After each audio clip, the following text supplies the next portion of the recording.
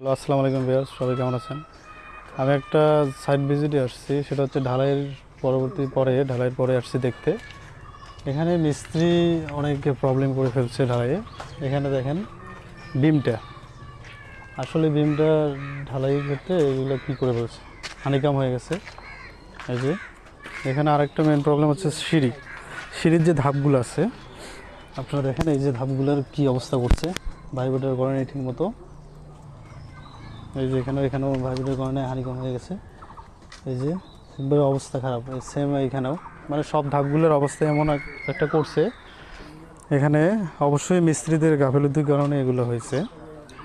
আপনারা অবশ্যই মিস্ত্রির সাথে ভালোভাবে করবেন, যে ভালো মিস্ত্রি করবেন, যাতে কাজের সময় মিস্ত্রি ডিজাইন বুঝে কাজ করে। ডিজাইন বুঝে কাজ করে কথাটা বললাম কেন, এটা হচ্ছে আপনাদের একটা উদাহরণ দিই।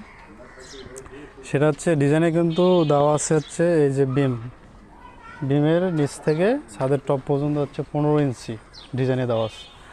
এটা করছে কি, বিমের টপ থেকে স্ল্যাবের টপ থেকে বিমের নিচ পর্যন্ত 20 ইঞ্চি করে ফেলছে।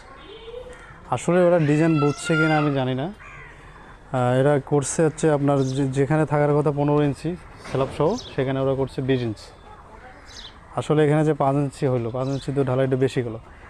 ঢালাই বেশি দিলে কি কাজ ভালো হবে? না, অবশ্যই ঢালাই বেশি হলেও ক্ষতি, কম হলেও ক্ষতি।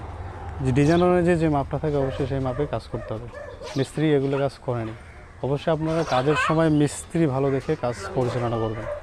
অনেক মিস্ত্রি আছে কাজ বোঝে না, ডিজাইন না দেখে কাজ শুরু করে, ওরকম মিস্ত্রিকে কাজ আপনারা দেবেন না।